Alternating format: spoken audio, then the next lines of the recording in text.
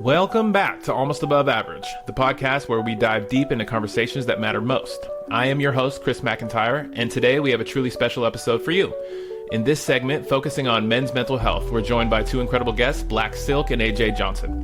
Together, we'll explore intricate layers of emotional health, touching on everything from effective communication in relationships to the importance of intellectual discussions that challenge and inspire us. Our guests will share their personal journeys, revealing how they've navigated emotional challenges and the transformative power of therapy. But that's not all. We'll also dive deep into practical advice on financial literacy and how to build a sustainable future for ourselves and our communities.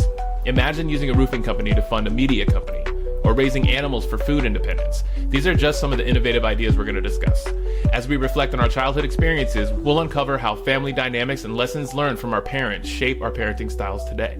We'll talk about resilience, the significance of tough love, and how to teach the next generation about accountability and contribution. So grab your headphones and get ready for an enlightening conversation filled with honesty, insight, and actionable advice. Now let's get started. Video edits in post, I guess. Fix it in post. We'll fix it in post. I'll get with my editor, back office staff, and we'll talk about what we need to do. How are you doing, AJ? Just waking up? Yeah, I had a late night last night. A friend came over and we get into intellectual conversations, and it just keeps on going for hours upon hours upon hours. And there's a lot of things to talk about. So That's a good friend. Facts over feelings. So disagreements aren't really there. There's opinions, there's feelings, and then when you're basing things in facts and not feelings, it helps a lot. But when you're trying to get to a place of understanding, it helps a lot. Surrounding yourself with people that you can actually talk like that too is that's the best thing right there. No bullshit. I have a few really good friends where we can actually talk about things and actually come to conclusions towards things and to a certain point of understanding and stuff like that. Because there's a whole bunch of rhetoric being passed it's not even that serious, but yet it's made out to be that serious. People cement their stance and they base their whole ego and who they are off of their stance, and not they're not able to adjust their stance on. Am I frozen or is everyone else frozen? Information and stuff like that. So they can't think critically when presented with new information. Trying to reconnect, make sure they're stuck in their decision. I already believe this. I can't think anything else. So I got crusties all in my eyes and stuff like that. Yeah. Oh, I love it. That just makes the podcast more real. You know what I'm saying? Yo, we're getting out of bed for this. As far as topics, did we even come up with a topic or anything else like that? Well, I had a couple in mind, but we didn't discuss it. We talked about it last episode where I wanted to discuss how our our fathers processed their emotions and how the effect that had on us. Or I was also thinking of talking about the issues that men face that bring them down this depression pathway. For instance, being in a relationship with a partner, let's say, and she's not having sex with you or something like that. The problems or the issues that come up when a man feels rejected inside of a relationship, or just rejected in general, I guess. I don't know. Those are just some topic ideas. Those are really good points and stuff like that. Something that was on my mind was how to reach out to people with differing opinions, and they set off their I think I talked to Adams about this. Is they have such harsh stances, and their opinions is really sometimes their opinions are very hateful, and then they get stuck on this isolation island to where they're really depressed. Now they have no idea what to do, and it's because they hate every other fucking person that has a differing opinion or something. That's like are we really trying to protect them from their own fucking karma? Yeah. Type shit. You know what I mean? That's a different conversation that I haven't heard anyone talk about. And also it's something that I'm struggling with because I really want to help people, but I'm not trying to fucking get into arguments with fucking people because they're so stuck in their fucking ways and they can't talk about things critically or can't think critically. You know what I mean? Yeah, I think a lot of that too is in how we present ideas to someone. If just while you were saying that, I've noticed that when my wife, for instance, when she comes in the house after work and she's tired or whatever, and her first words to me, a negative tone, like a bitchy, how come you didn't take the trash out? When the first words her mouth are negative and they put me in a mood, that changes the whole trajectory of the evening for me. Because now we're at odds. You know what I mean? And then I'm stuck in my head about it the whole time. So I have to think about that shit. That's a major one. Like, I've struggled with that with my relationships a lot, and I'm avoidant detachment. So if I feel disrespected, or I feel like you don't value me, or appreciate the shit that I do, then I don't want to have nothing to do. You're the one that gets home and does and initiates the bad. Well, no, hey, it's honest. That's you're reflecting on how you are. I think that's a lot of what we're going to do here on the podcast is us fixing ourselves and showing it. That was one thing that before sentence you never should have to say minutes. It's not going to Still present. Well, I think that's important. I don't know. I am one of those people where I am fragile. If you come home and you don't treat me fragilely, if your first words are a reflection of how shitty your day was to me, then I am now in a shitty mood, and I'm going to keep that mood for the rest of the evening or until you change, because I'm stubborn. You know what I mean? What I should be doing is just letting that go, understanding you had a rough day, knowing that you didn't really aim that at me, and just be like, all right, I'll chalk that up. But if you do that enough, if that's the stuff we're talking about, we bottle that shit up. And eventually those little things are the ones that turn into this big depression debacles we're talking about. And it's not a problem. It's just close proximity. You know, some person in bad moods, they don't look, and their boss was a complete jerk to them that day. And the only thing about it's not, I'm not saying that you're supposed to be someone's punchy, And they're comfortable with you. but because so quickly to deal with it, you know.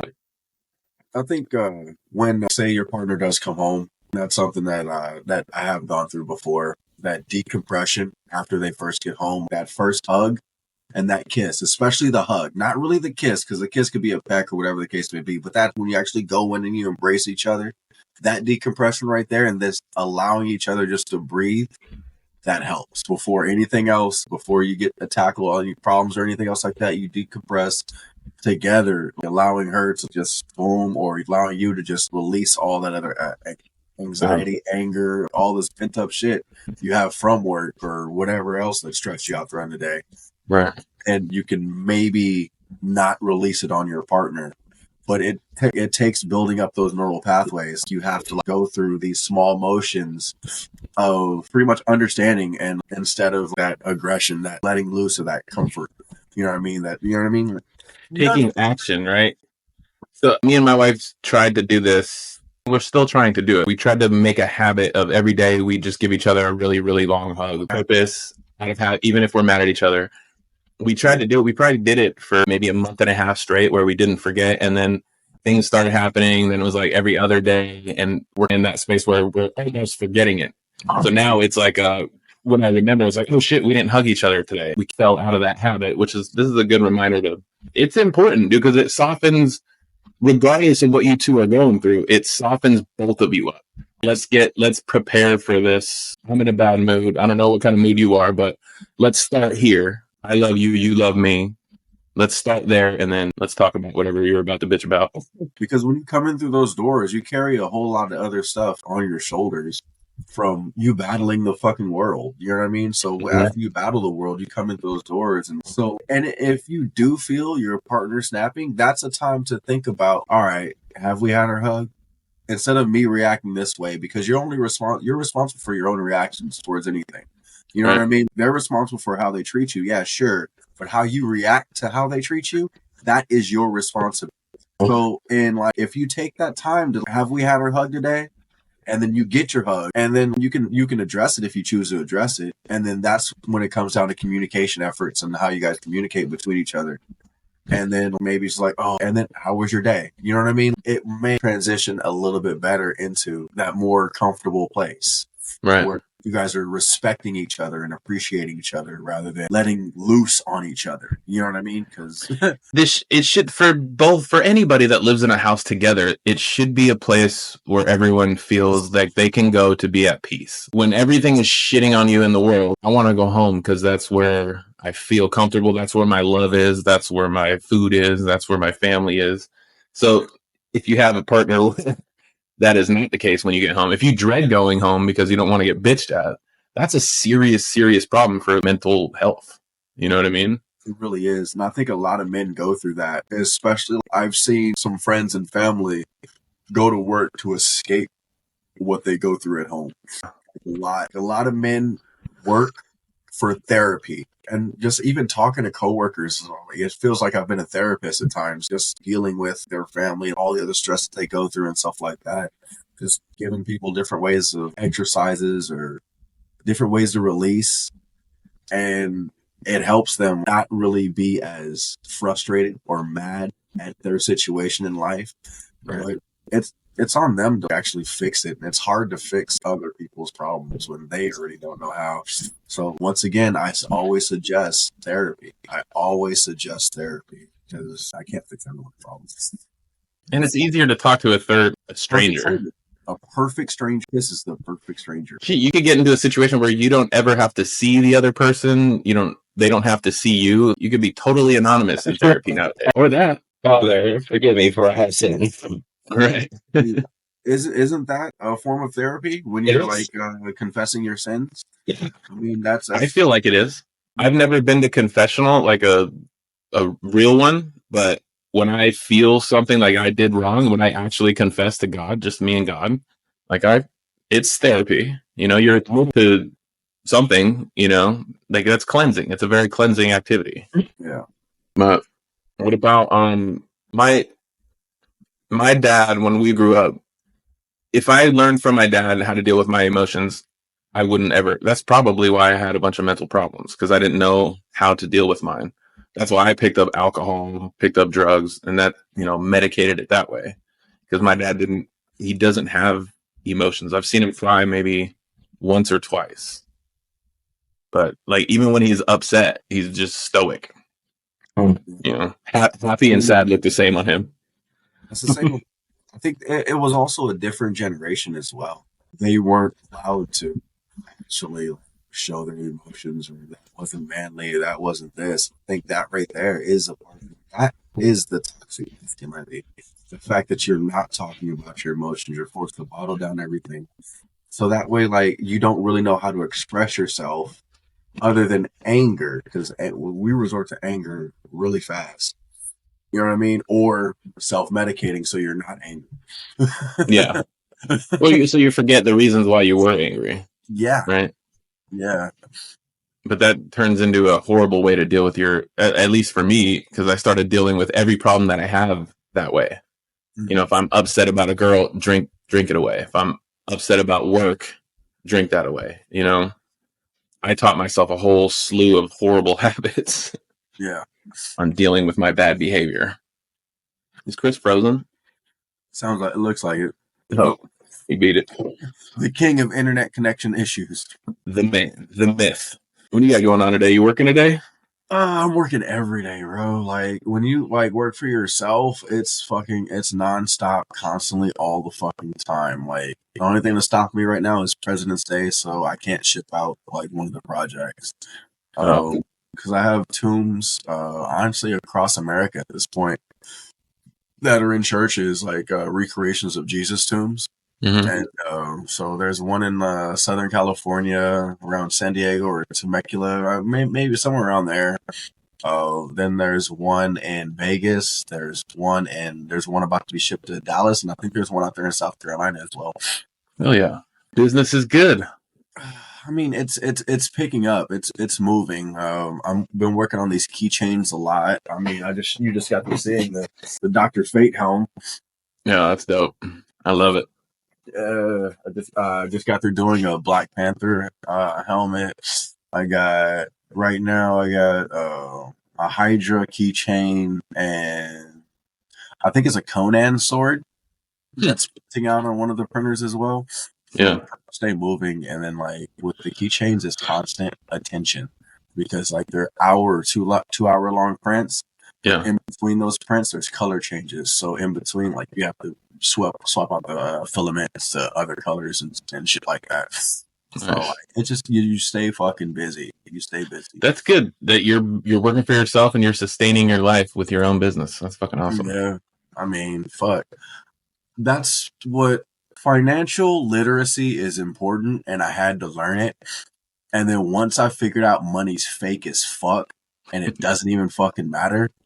It really changed my way of doing business because I used to be a cash rules everything around me type shit. But then like Nipsey Hussle really got me to start to think other ways, like as far as investing, as far as like working on your credit and everything else like that. And then once I started picking up more self-help books as far as financial literacy, Rich Dad, Poor Dad, you know what I mean? Unfuck Your Mind, a whole bunch of other books to like actually help yourself. It let me know that why borrow money from other people, make money with that borrowed money, and then pay back the debt. It's a hell of a lot. And then your EIN, as long as you have EIN, you don't have no fucking no taxes as long as you're not making fucking profits. So just make sure everything's counteracting. There's zero profits.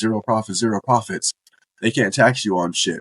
That's the way to wealth. You take out the fucking your taxes. You try not to pay fucking interest, and then fucking that's the way you keep your fucking money. Other than that, banks take all your fucking take your money with interest, and the government takes your money with taxes. So EINs have a lot more leeway than your SS number. That's for sure.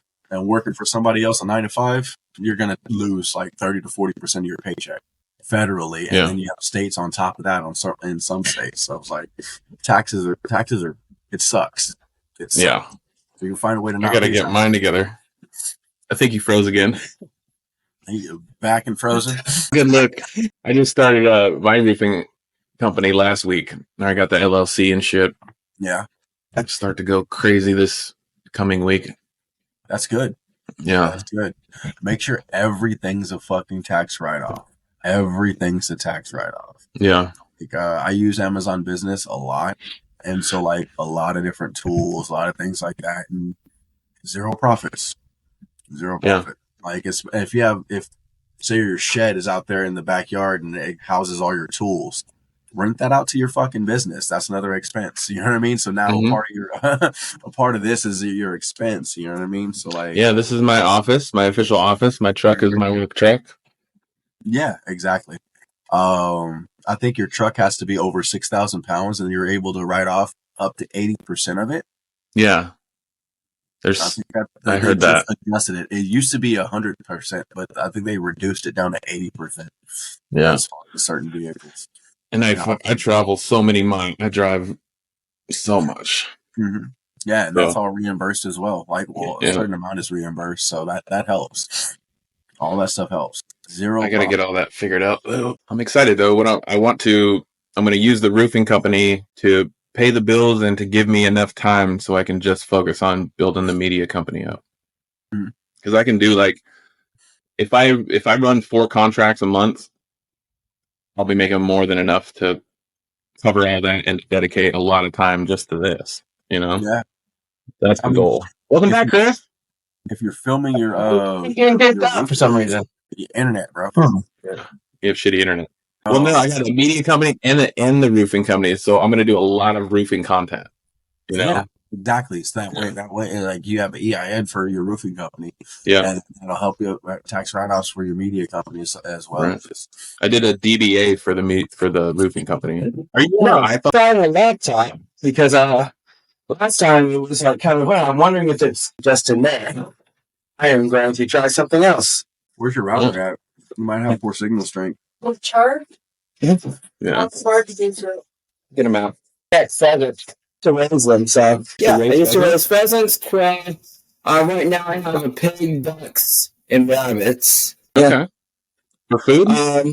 We have eaten some of the rabbits before, and I shot a pig before, but this one we call him bacon, but that one's I got a friend, so. Oh. Yeah. His food became pets because his girlfriend won't let him kill him. And so I teased him. I go over there.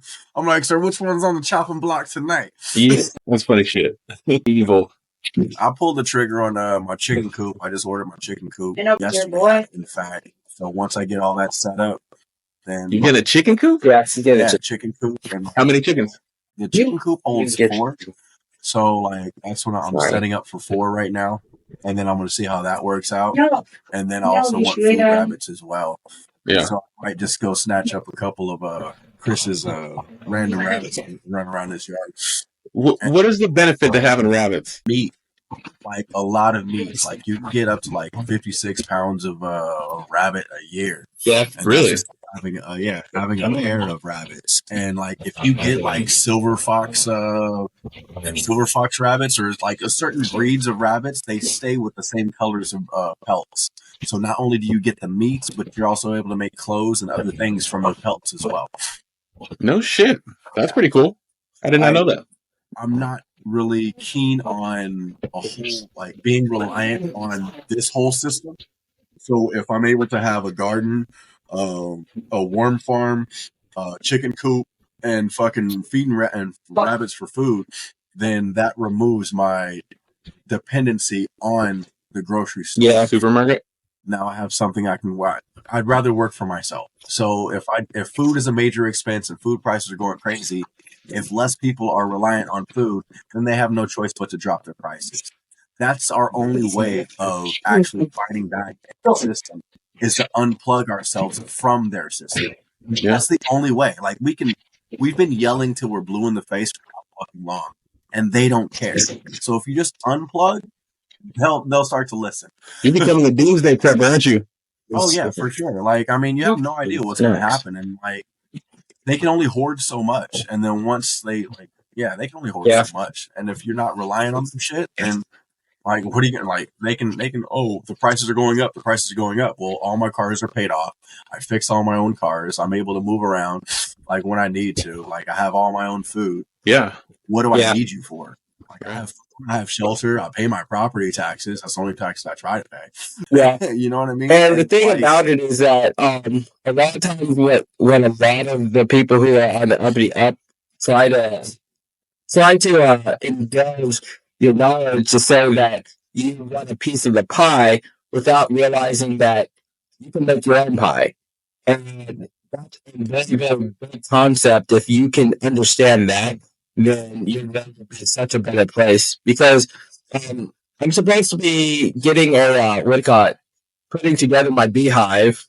It was spring, so then that way, we can have stuff there. But the thing about it is that if you get yourself a small knit community, you all do something, you all have something, and so forth. That makes everything a lot better because then, regardless of egg prices going up, you have somebody who is getting you some of their eggs and so forth. And there's a lot of things, but you have to build that community. There's a lot of people out there that are like, oh, I wish that someone would give me free eggs. I wish somebody would give me free money. But if you never built up that community, then you're never going to actually have the things like that because you're not putting anything in when you're expecting things out. That's not how this world works.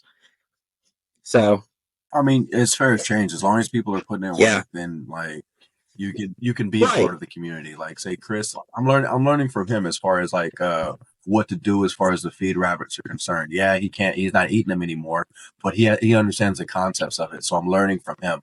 When he gets the honey up and running, I've already asked multiple times, hey, what do you need? Can I help invest into that? Because that's great. He has a bunch of flowers and the honey on his land would be great. You know what I mean? And then if I'm able to trade eggs for that honey, like we're all helping each other out. Like we're working on pelts together. You know what I mean? A kingdom is born. 100%. A community is born. And I think that's what like the way our society has been, like at least here in America, I feel like they're trying to get everyone to be hyper individual. So they become like really dependent on the services provided. But if we actually came together on as a community, then we're actually able to take care of each other and be less reliant on them. You know what I mean? So yeah. How do we do that? Like we have to exit society. We have to get a group together, build a commune. Mm-hmm. Yeah. I mean, but then you're talking about communism. And Jonestown. Oh. Yeah. Like no bullshit. Yeah. I think that'd be a cool concept to have a commune like that. But without the crazy sex things. Yeah, I mean, you don't have to be a fucking sex cult. The families in the Middle East will just buy a whole mansion, and then everyone just kind of like split the bills, and then the bills is like $400 for rent for the entire family, and that's included like electricity. You know, there's a lot of things you can do, and if you actually have a bigger community, that's when like big families end up working out so well because everybody is working on something. Everybody has their pros, everyone has their ideas and so forth. I'm an expert. Well, I'm a, so Everyone everyone comes comes together to together help each and it other out. becomes a really good thing because everybody understands where their place is and how people they can rely on. And the problem with our society right now is that you have a lot of people that do not have the proper skills or wherewithal or know about, but they still want to be in commune situations like that because they want all the free stuff without putting anything into the system. So it makes it a very, very lucrative investment if you can get a good, solid group of people together. But you just need to make sure that the people that aren't solid aren't there. Yeah, you Well, can't, because the moment you introduce a negative vibe into that community, it's cancer. It's like it can just literally sit right next to the other apples, and the next thing you know, you just see that stuff affecting every single other apple in the whole bag. And the next thing you know, you have just a huge bag of just mush. Yeah. That's if you let that happen. Now, I'm not saying alienate yourself from other people just because they may have some bad traits or anything else like that. But you give certain people certain like abilities. Like you let certain people in, and you only let them in to a certain extent to where they can't affect other people. You give them small responsibilities, and you get them to where they need to be through like a no bullshit discipline, and there's tough love. Like you have like, and if they can't take that, then no, you can't be a part of it. Like if you're able to fucking like show that you're able to keep on going and move on, like all right, check that shit at the door. Let's go. Let's move on. Let's do this. Let's do that. Then you kind of nip that in the butt before it's able to affect other people and other things like that. You know what I mean? Oh, you have a day? Well, fucking go shovel some fucking shit. See how that has to be done anyway. The fucking go turn the fucking chicken coop. Yeah. You're the shit shoveler. That's your contribution to our society. You know what I mean? Like, or fucking go fucking make sure fucking this is that, or fucking just go walk the fucking land. You know what I mean? There's go look for dangerous things. Or I mean, if they're just having a rough day, go out there and sit in the blind. Yeah. Okay. see what you can pull in. There's other ways of fucking dealing with the toxic or you get like the toxic. Yeah, because I mean the shit is toxic. The shit is toxic, and it can affect you. It can affect you. So do we alienate that toxic person because he doesn't fit in our society? So now we kind of shun that person, right? And then what? Then now that person's got some mental issues to deal with. That's not a funny situation because you give the person a chance. You give all these people chances to prove themselves, but the problem with it is that if you basically alienate yourself, if you can't actually stand it, it's kind of like if I constantly tell people, it's like, oh, I'll be there for you, and then I'm never there for them. You know, I'm not getting invited to things, and I'm not, in no return because guess what? This person makes a lot of promises they can't keep. So why, it's kind of like putting a lot of, equity down, a lot of money down on something because everybody else says that they're not going to pitch in. Like, so if you're, buying other kind of stuff and so forth to this land that I'm supposed to be pitching in for, but then it's time to pay taxes and stuff. Nobody wants to pitch in for it. Everyone else gets stuff out of it. They're benefiting off of it. But when it's time to put all things together, nobody wants to do it. There are two people that want to do it. Well, I mean, are they completing their task? Because not everyone has money. They're completing their task, then that's another situation. But some people they're just not. They're just enjoying it. If you're not contributing, if you're not contributing, you're not a part. And like that's where tasks go into accountability. And time passing doesn't time doesn't heal all wounds. Accountability heals all wounds. Right. Did they shovel the shit? Are the weeds picked? Like, because it's about working up to knowledge-based things. If you bring something to the table, bring that to the table. If it's not brought to the table, then why are you at the table? Yeah, you don't belong at the table. We all have things. Where's your thing? It's point blank facts over feelings. Yeah. That's what it is. can care less about how you feel about the situation. If you're not doing said thing, or if you're not a part of said thing, then you're not a part of it. That's And the training for that kid to know that he needs to have a thing needs to start when he's a baby. We got to raise our children like that. You got to have something to offer. We have to be the example. So we can't expect them to come in automatically knowing. Because once you lead the way and you provide a good example, then they want to copy you. They're going to come to you as for guidance and leadership, and actually, well, what are you doing that's so different? It seems to be working for you, and so they come in and they try to mimic you.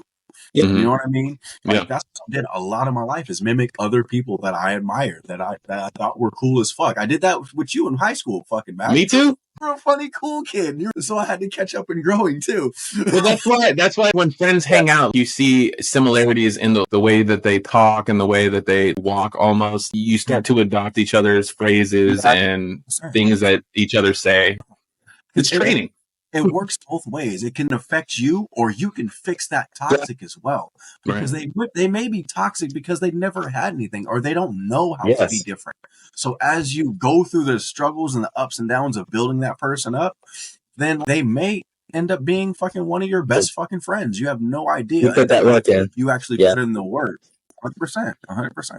But you don't know everything you just described.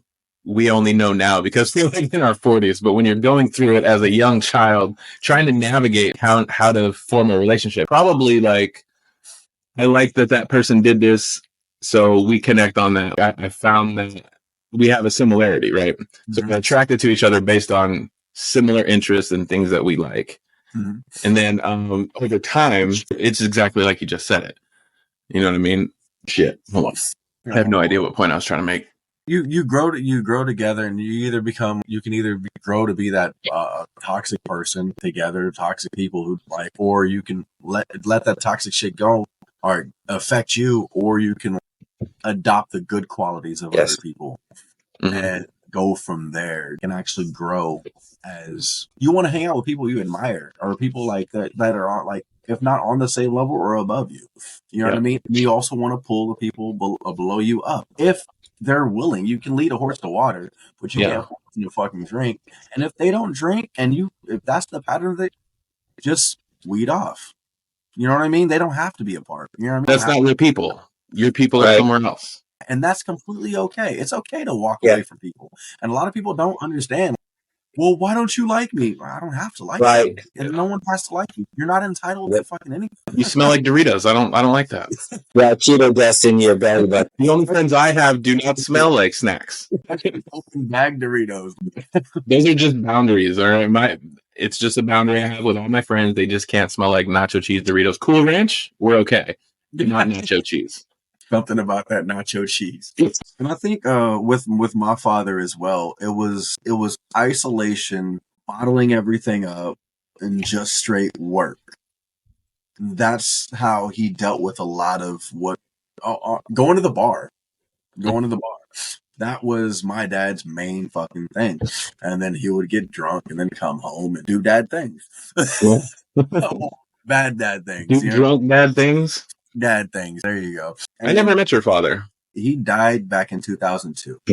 While I was in the military. He stayed in Southern California, LA, Van Nuys area for years upon years. He never left down there. When we were hanging out in high school and stuff, I don't remember your dad even being a topic of conversation ever. No, it wasn't more of a sore subject. It was still really, I didn't understand the situation. Right. Really, and I felt really hurt by it. So I really didn't talk much about it or anything else like that. It was just my mom and me. You know what I mean? My brother was out there too. So I looked up to my brother a lot. There's a 13-year gap in between my brother and I. I think my brother's the first one that got you really, really shit-faced drunk. It was my first drink. The first time I ever got drunk was at your brother's party. Stumbling home through the field and the Pinion, where the Pinion Plaza was. Dude, I was just milling around drunk through this field, 13 years old. I drank a 40. I think I threw up. I drank a 40. A Mickey's 40. Oh, man. Was it Mickey's or St. Ides? I think we were... It might have been St. Ides. We were popping on St. Ides back then. We were doing the last back then. My brother would get it by the box. I remember hanging out in Remember when I stole my dad's truck and I I drove out to your house in Mount House, and I didn't know how to downshift. So when I was coming up to the turn, I had no idea how to downshift, and I ended up just spinning out right when I turned into your neighborhood. I didn't hit anything, and I was like, "Oh, I'm all right." Shit, you just kept going to your house. You never found out until I told and I went down to McIntyre's you. What? when I stole my mom's car, and I went down to your. Did your mom catch you? Oh, my grandma did, and then my snitched me out. Grandma, that's fun. I remember that night we had those two girls, and we were listening to Tupac all night in the black lights in your room. Do you remember? Josh, yeah, Tanya, I remember her. You still? I remember her. That was such a formative time in my life. I just remember that feeling like, oh, we got some girls, we got some weed, we got some alcohol. We're fucking at the pinnacle Lit. of And big Mom pimping. Ford. Oh man, that shit was fun. Good old days. Memories. Yeah. Well, And that was a bunch of fucking. That's what kids do. Right. Literally what kids do. that's normal shit. My kids aren't doing I that. never had a chance to do that. Never. I didn't start drinking till We were really rebellious. 627. Holy Yeah. shit! Awesome. At the same time, it was because of breaking home and all kinds of stuff like that. And it's kind of funny because it was like my dad was drunk and came home. And it was like my dad never came home drunk, but anger issues, huge anger issues, and there was quite a bit of things like that. It was kind of like the guy who didn't want you to fail at anything, which was good in a sense, but then also everything was highly competitive. Everything was a lot. A huge weight on your shoulders from having to live up to a certain There's standard. standards and everything like that, and then him and my mom broke up type of thing. And for the most part, during especially high school, I have one girlfriend that ended up becoming a long distance relationship. I had two. Took care of my little sister because my mom was working. I basically had to step up and be an adult when I was 15. So all those times those just flew past me. And then right after that, I went straight to college, got a couple of degrees, did stuff. So when it came down to that, I basically had to bypass all of that and just go straight up into adulthood in a sense. You grew That's up kind of a good thing. You got to mature quicker and before most people do, and then now you're old enough you can mess around. When I did drugs and alcohol, I was too young to do it, so it stuck into my fucking system forever and ever, and I ruined a ton of time. You know what I'm saying? So your situation sounds a little better than that. It's from an addiction standpoint, not from a childhood standpoint. It sounds pretty shitty, but you grew up pretty quick, sounds like. But I remember my dad getting mad at. I think we were just like going to. He needed to go to the store or something to pick up something, and I guess he called in advance. And they're like, "Let's pick it up on a Sunday." So he goes there, and they're closed on a Sunday. Just vandalizing? What? Spray painting? And Oh shit! my dad is like, "Sam, you have that, but I have like this whole opposite, which was a lot too." But I kind of laugh at these things now. Quick question. Now that we've all divulged kind of like how our fathers react towards things, are you going through the process of correcting those faults with it comes down to your kids? Because I know I didn't. My dad wouldn't tell me shit about shit. There was no type of. It felt like emotional guidance towards anything. It was either fucking work or this is how you do something. Don't get me wrong. He was very instructive. He would give little tidbits of advice here and there about like how to deal with women, how to deal with this and stuff like that, but never how he felt about things or how certain things. And with my son, my correction for that is tell him about things that I go through. I tell him about like how to handle certain situations or how you can look at things a different way or whatever the case may be. He understands. I'm more open with him.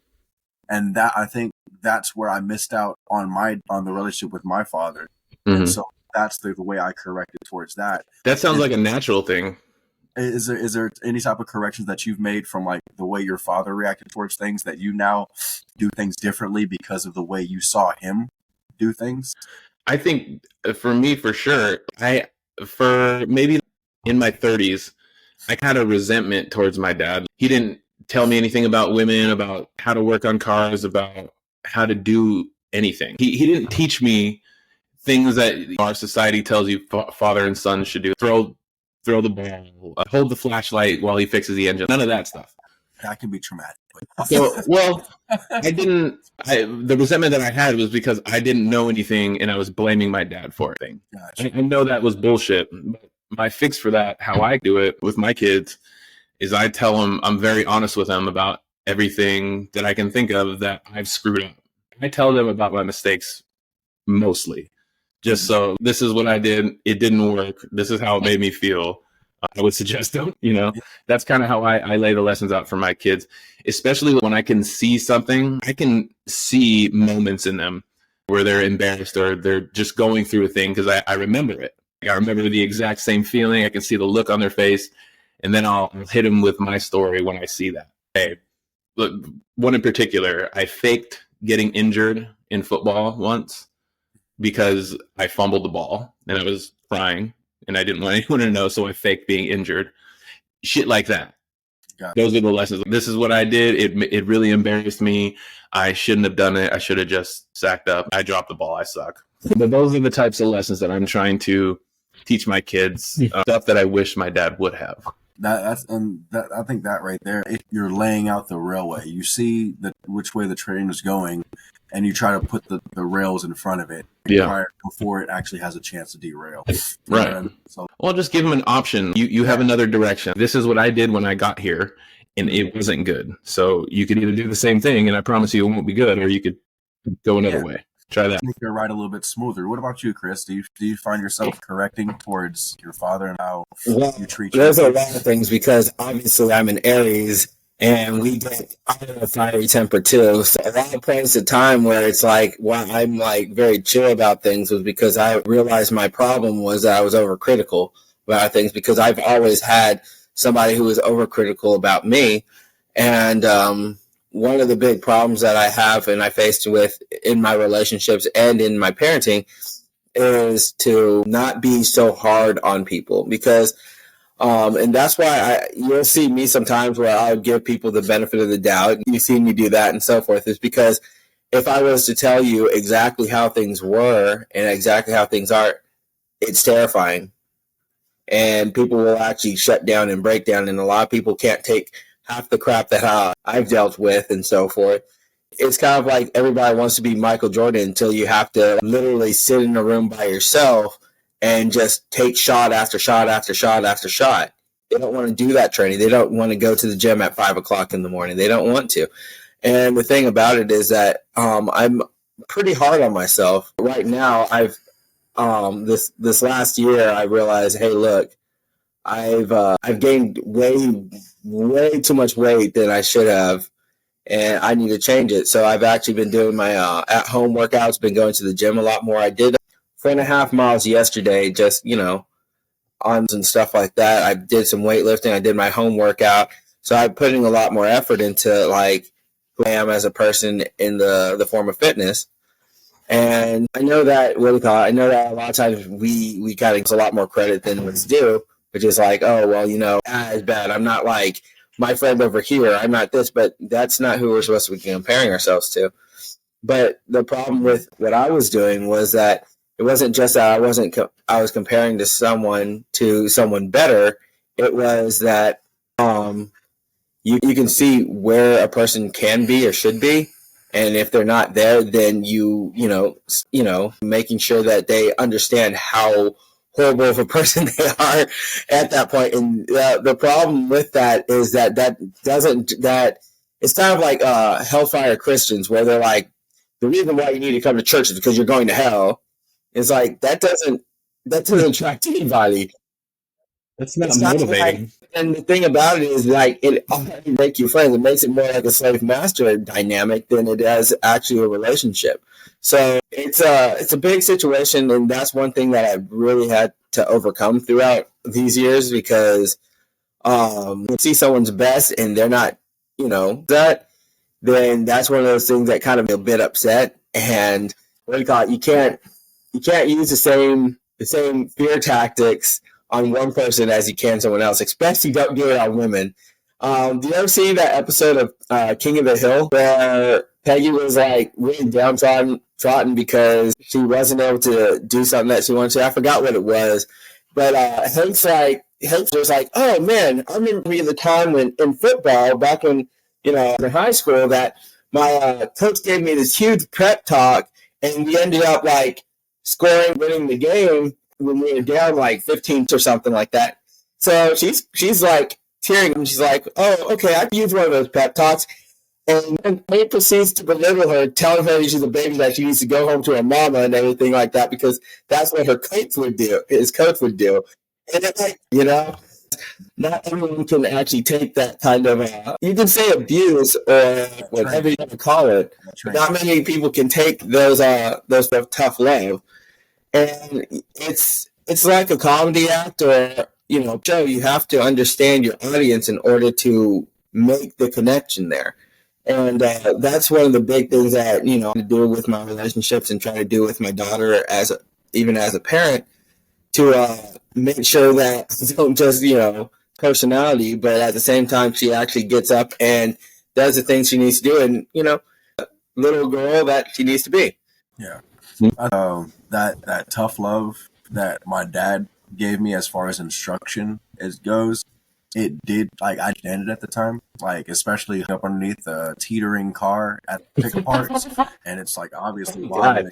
He's like, put your bitch and get under there and grab that fucking part. Yeah. And I'm like, oh God. What that did, that like hit me for working in other shops and then being in that situation where other tough love is there.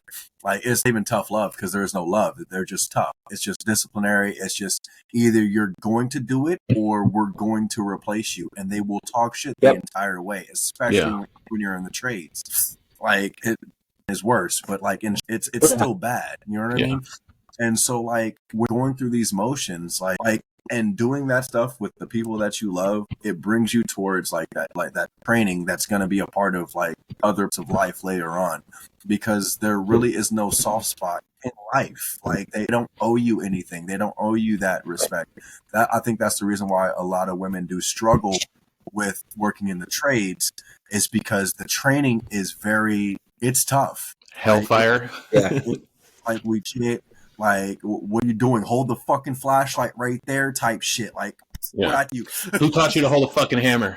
Did your daddy teach you to swing a fucking hammer? Yeah. You know what I mean? So, like, that, like, it kind of prepares you in a way for, like, going, like, what's going to happen in real life. And if you're able to deal with it through, like, even when friends are talking shit amongst each other, like, it up a little bit of confidence, like, well, they were just saying this shit, we were cracking jokes about this, so this motherfucker's saying this about me, doesn't mean anything.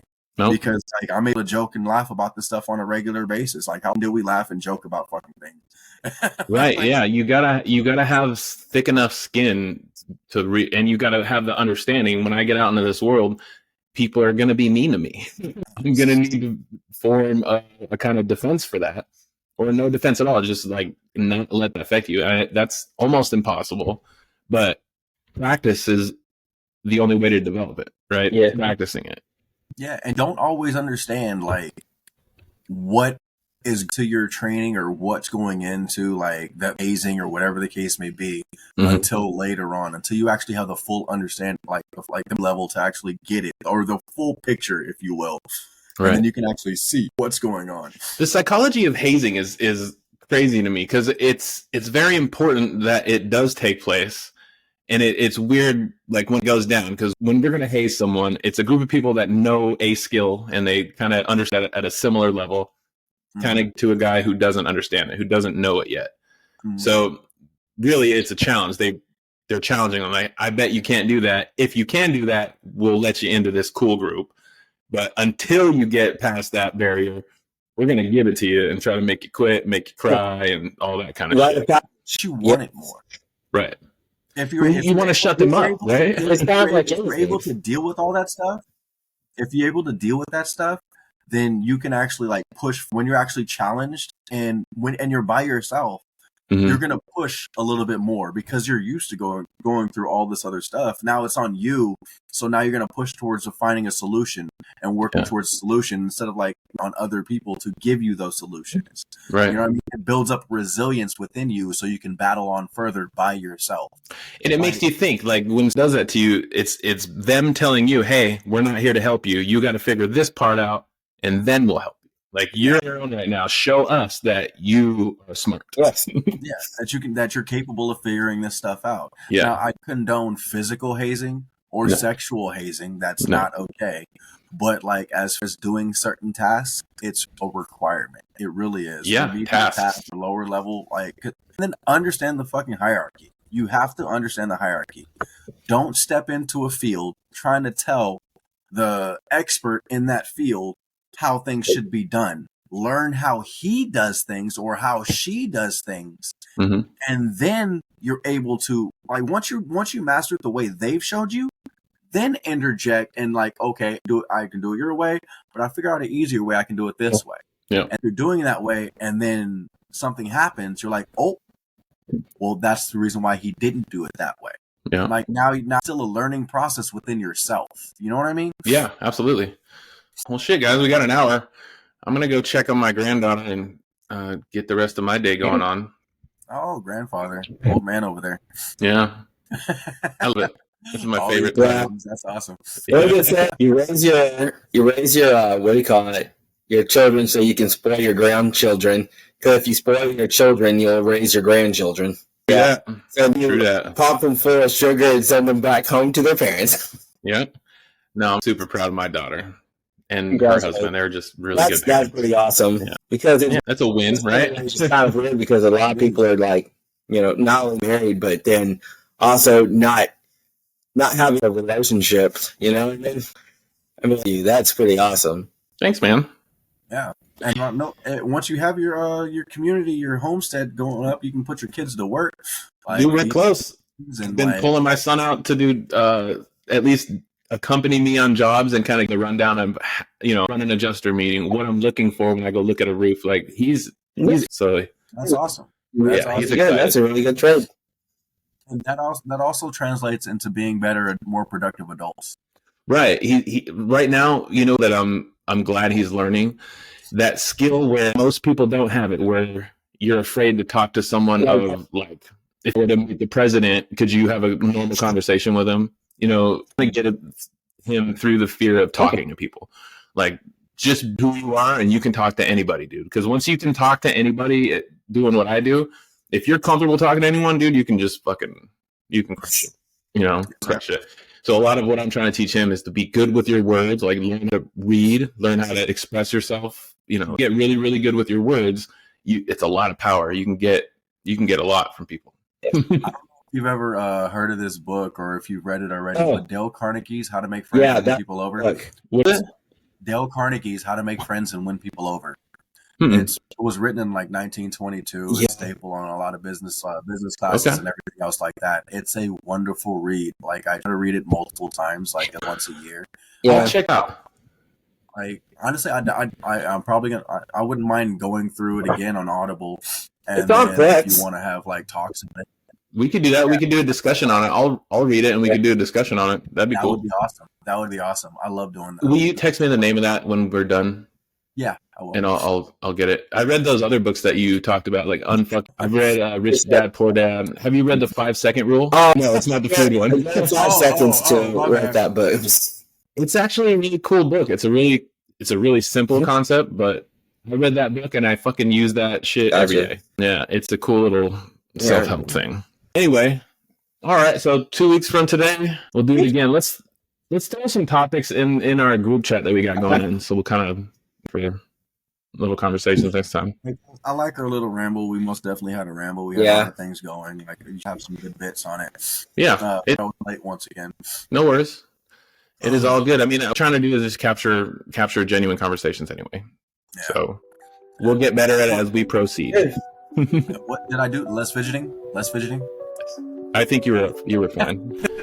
And thank you once again for listening to Almost Above Average. And remember, it's okay to not be okay. And reaching out for help is a sign of strength, not weakness. If this episode resonated with you, please consider leaving us a 5-star review. It helps others find our show and benefit from these important conversations. Also, think about that someone in your life who could use this message and share this episode with them. Join us next time as we continue to explore the topics that shape our lives. Until then, keep striving to be almost above average.